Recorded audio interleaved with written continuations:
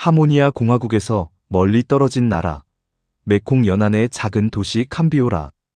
그곳의 낡은 공장지대에 하모니아인들이 갇혀 있다는 소식이 들려왔다. 그들은 일자리를 찾아 떠난 이들이었지만 돌아오지 않았다.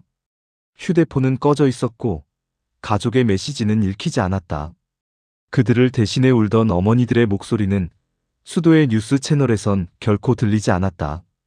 리젠핑은 그 모든 보고서를 받았다. 외교부는 단순한 오해입니다라며 웃었고, 노동부는 불법 체류자들이 자초한 일입니다라며 서류를 덮었다. 그의 눈빛엔 무관심의 그림자가 드리워졌다. 그에게 중요한 것은 국민의 비명이 아니라 캄비오라와의 20억 달러 규모의 철도 계약이었다. 그는 회의실의 조용한 공기를 가르며 말했다. 우리는 외교적 문제를 감정으로 해결하지 않는다.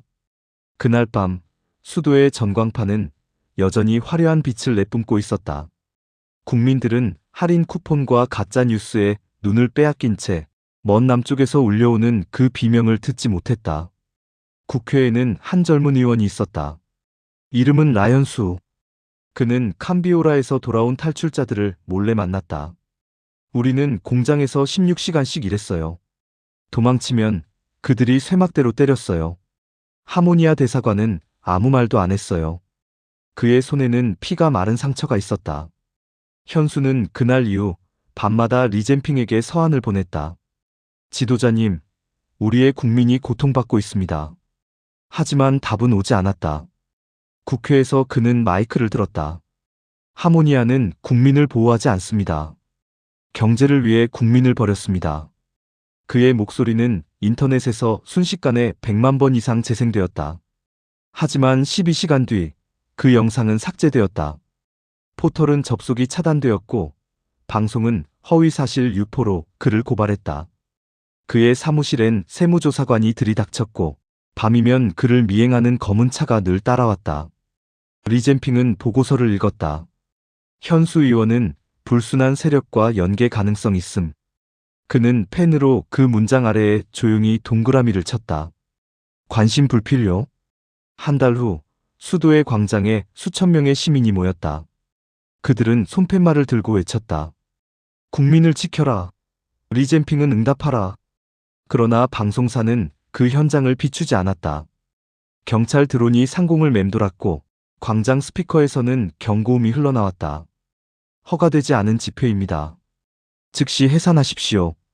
사람들은 흩어졌고 몇몇은 그날 밤 집으로 돌아가지 못했다.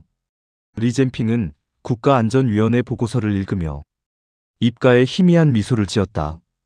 질서가 돌아왔군. 그는 새로 도입된 외교 프로젝트에 서명했다. 그 이름은 하모니아 캄비오라 공동번영 계획. 그 계획의 첫 문장은 이렇게 시작됐다.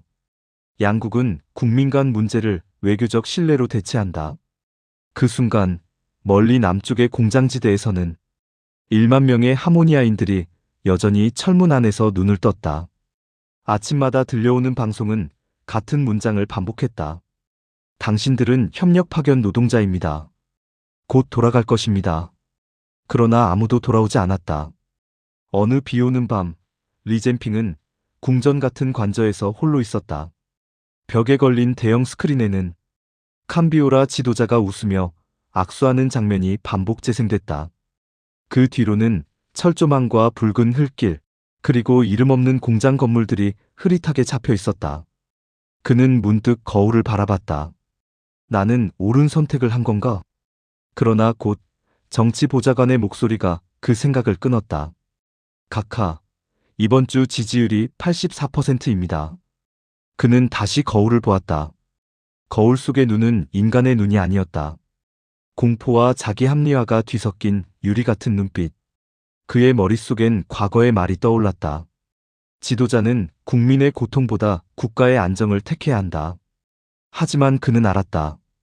그 안정이라는 말은 이미 두려움의 다른 이름이었다는 것을. 그날 밤 리젠핑은 모든 뉴스를 꺼버렸다. 아무 소리도 듣지 않으려 했지만 창문 틈 사이로 들려오는 빗소리가 이상하게 들렸다. 그건 빗방울이 아니라 멀리 남쪽에서 날아온 1만 개의 주먹 소리 같았다. 몇 달 후 하모니아의 수도에서 국가기념식이 열렸다. 리젠핑은 단상 위에 섰다. 국민 여러분, 우리는 더 이상 약한 나라가 아닙니다. 외교적 성공은 모두 여러분 덕분입니다. 청중들은 박수를 쳤다. 하지만 맨 앞줄에 한 여자가 울고 있었다. 그녀는 실종된 아들을 찾지 못한 어머니였다. 그녀의 눈에서 흐르는 눈물은 방송 카메라에 잡히지 않았다. 그 순간 단상 뒤 대형 스크린에 오류가 생겼다. 화면이 깜빡이더니 어두운 공장 내부의 영상이 나타났다. 쇠사슬, 무너진 침대, 도와주세요라는 손글씨. 관중들은 숨을 죽였다. 리젠핑은 얼어붙었다. 그의 입술이 떨렸지만 말은 나오지 않았다. 보안 요원들이 급히 화면을 꺼버렸다. 그의 비서는 속삭였다. 각하, 시스템 해킹 같습니다. 방송은 차단했습니다. 그는 조용히 단상을 내려왔다. 그리고 아무도 모르게 사라졌다. 그 다음 날 하모니아 관보에는 짧은 문장 하나가 실렸다. 국가 원수 리젠핑은 건강상의 이유로 직무를 중단한다.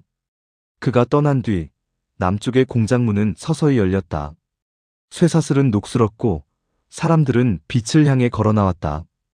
그들은 다시 고향으로 돌아왔지만 그들의 눈에는 두려움보다 더 깊은 무언의 분노가 자리 잡고 있었다.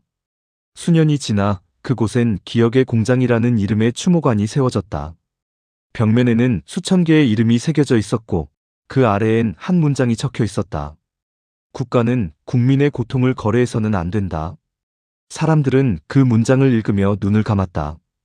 그리고 여전히 누군가는 속삭였다.